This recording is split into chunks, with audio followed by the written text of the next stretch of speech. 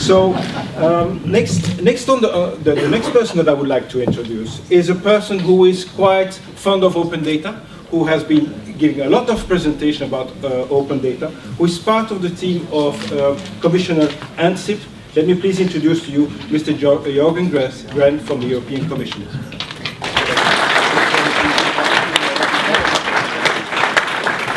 Thank you very much. Of course, I'm the last, I think at least the last speaker, and these are very, very difficult acts to follow. So thank you very much, Madam State Secretary, Deputy Prime Minister, and also the benefactor from AXA, Mr. Koster. Thanks so much for the invitation. My name is Jörgen Gren. I'm a member of Cabinet of Vice President Ansip of the European Commission, and I'm responsible for, yes?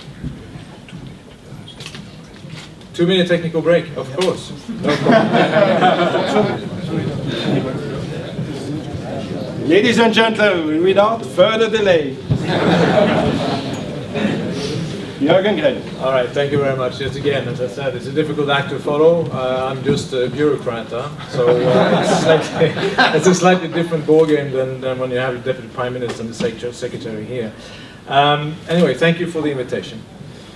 From the European Commission, we're always very happy to support these types of initiatives, particularly on data innovation. They are well needed in Europe. I mean, we can. I think it's time, and we think it's time to skip a bit the doom and the gloom, and to reinforce the dynamic image of Europe. And this kind of initiatives are a part of reinforcing that image. And the digital single market, for which my Vice President is responsible, is also part of the positive story for the European Union. This is about people and businesses, we think. This is about taking down the barriers and to stop old barriers from coming up. You know perfectly well that you can do a lot of things in the physical world that are prohibited for you in the digital world. Just a simple thing as going to buy yourself a CD in the UK is no problem whatsoever. But downloading the same type of music from the UK is difficult. But of course you are all in this hall here probably very well-versed hackers. You don't have any problem with that.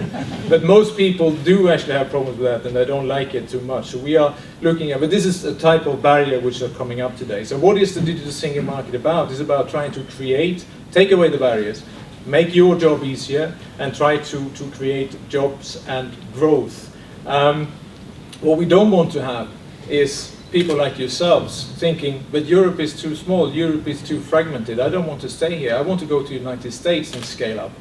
I am Swedish, so you have quite a few examples from Sweden which are quite well known. I give you one example, which is Spotify, who started in the Nordic countries, in Sweden, in Denmark, in Finland, in Norway, and then went to the United States to scale up and came back to the European Union to go further inside the European Union and scale up inside here, which is of course not the type of examples that we want. We want people to scale up here.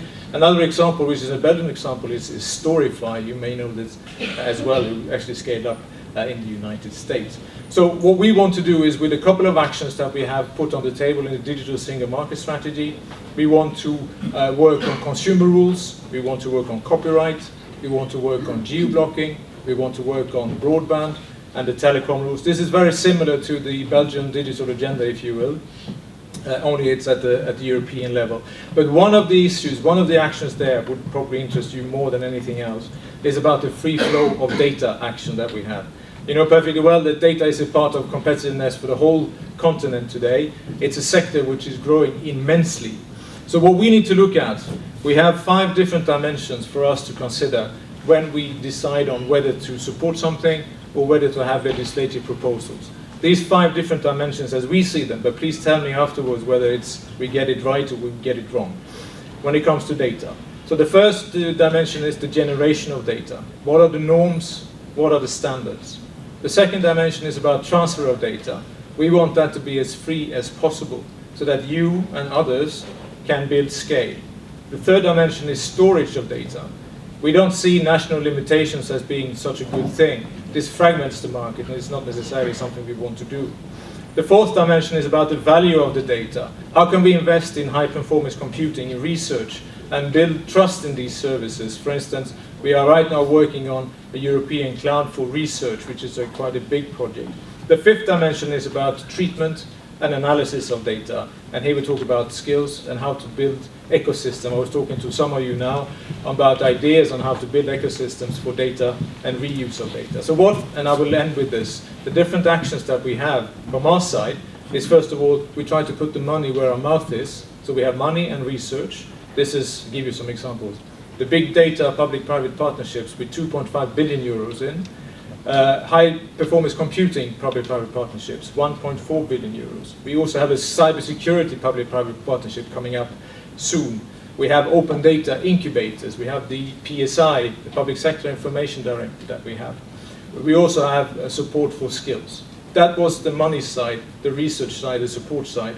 On the legislative side, where we want to reflect, and this may interest you, hopefully it does interest you a lot, is about data localization, is about reuse of data, is about data ownership, and it's about what we call cloud use or cloud switch. So how we can use, the companies can switch in between cloud providers in an easy way and take their data with them, for instance. I mean, these are the kind of things that we want to reflect on and potentially make different legal proposals. And I will end there, and thank you again for being patient with me. As I said, as a bureaucrat, it's very difficult act to follow. The Deputy Prime Minister is fantastic, public speaker, and also the State Secretary. But hopefully I've been able to convey a couple of messages to you. Data, we take it very seriously. Digital single market is a part of a positive message for the European Union. We actually can. So let's end on that positive note. Thank you very much. Thank you.